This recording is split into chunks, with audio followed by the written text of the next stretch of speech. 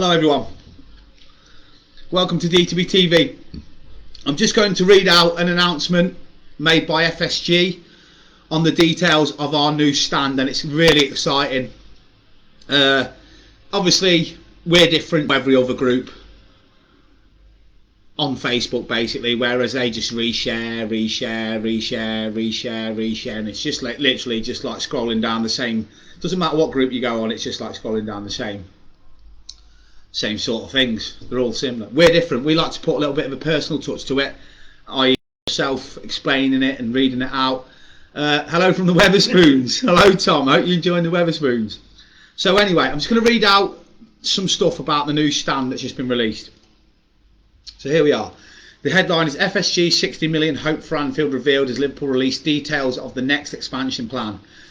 And all this crap about Liverpool are waiting on approval, a load of rubbish. I've just been outside now talking to my mate who's security there, and they're literally drilling into the ground now as we speak to make the new slip road to divert the traffic from Annie Road where I live and out to the junction heading down past the garage. So the first thing is building the road. So they're literally destroying the car park of the Stanley Park to make a road. They're not going to do that if the approval's needed next week. It is happening as we speak, which is great news. Anyway, listen to this, and this is exciting for the club. I've some ridiculous comments on Twitter of fans that haven't got a clue, saying there goes our transfer budget now. Now Liverpool are paying for this. Right, can I just put something on record here? During the pandemic, Liverpool have spent 100 million on players in the last, since September, not even a year. Since September, we've bought Thiago, we've bought Konate, and we bought, who's the other one? My mind's gone blank. There's three of them we've bought. Who we bought in lately? Who is it? Can't believe my mind's gone blank while I'm live. Anyway, we brought 3 players in. I'll get the other one in a minute when I keep concentrating on the video. Anyway, I've actually just looked. We've spent 100 million. Konate, Thiago, and Jota. That's it. Sorry, Diego Jota. So 45 million. What was it on Jota? Was 45 million, wasn't it? Sure, it was 40 million. So yeah, something like that. Anyway, 25 million Thiago, 45 million for Jota, and 35 million for Konate, and that's during a pandemic.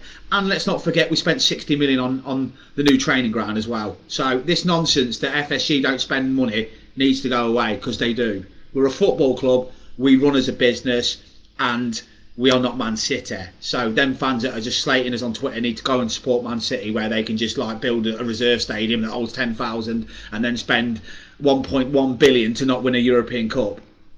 So anyway, Liverpool's Council's planning committee will consider designs to expand Anfield Road of the famous stadium next week. Whilst they're considering the designs, there's work going on as we speak. The club are hopeful of extending their total capacity by a further 7,000 seats to 61,000 at the cost of an estimated £60 million. And a new look Anfield could play host to several other events. This is exciting because I'm looking forward to this, being living here as well. Not American and Gaelic football, but certainly boxing matches. And a new look Anfield could play host to several other events outside of Premier League calendar, such as American football and Gaelic football and other non-team sports.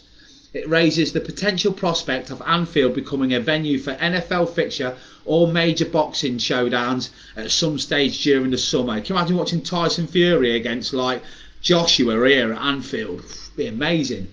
NFL fixtures have become an annual event at Wembley over the past few years, whilst the Tottenham Hotspur have played host to games since 2019. The proposal seeks permanent permission for the use of the stadium for other teams' sports throughout the year, reads a Liverpool City Council document. This will allow for other sporting events such as Gaelic games, American football to take place, typically during the breaks in the football calendar. The club, hang on, let's just scroll back up on that. The club has advised that this would be estimated to be around 2 or 3 times a year. So 2 or 3 times a year the club will use Anfield for events. Liverpool's initial planning application sought permission for major events to be allowed outside the football calendar, including concerts such as Take That, Bon Jovi and Pink were all performed at Anfield in 2019. The new stand would comprise of tiered seating with 3 floors that will accommodate an extended lower concourse for both sets of supporters. A new internal family zone. That means the family park that was outside on Annie Road will now be internal. A new internal family zone that includes concessions and entertainment and hospitality lounges and office space. A concourse for away fans will also be built with flexible segregation to allow for larger ticketing allocations for visiting supporters in cup matches. And what would you like to see take place at Anfield? Let us know in the comments below. That's just a section I'm reading now. The proposals are also discussed the highway work that includes a new public square adjacent to Stanley Park that matches the one on 96th Avenue. Scroll down again because it's gone off. Oh, hang on, yeah. Yeah.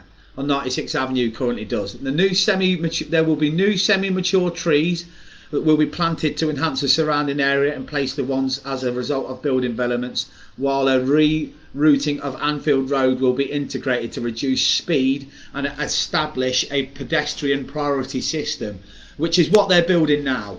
So the integrated reduced speed and the pedestrian road they're building as we speak. New pitch floodlighting that match those installed on the main stand in 2016 will also be put in.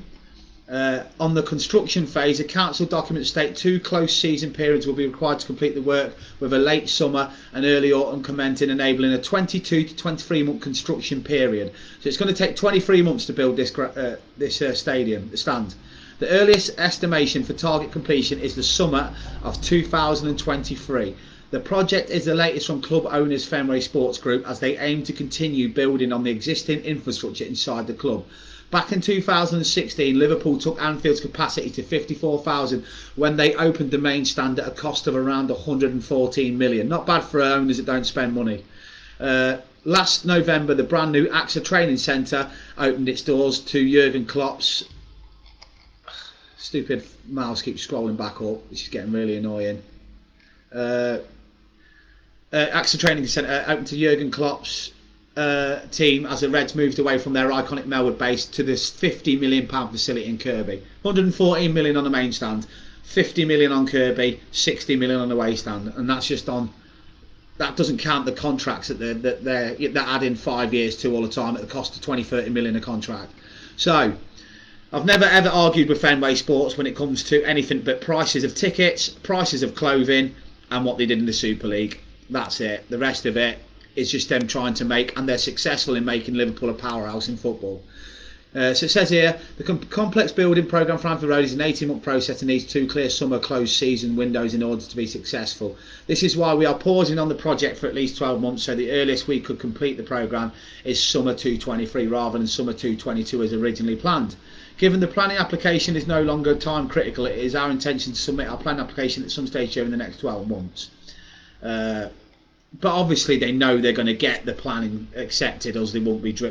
Anfield Road is closed as we speak. We don't even know till when it will reopen. So I hope you enjoyed that. That's just me going into detail and reading out some real good news with regards to what's happening at the new Anfield Road stand. You'll never walk alone.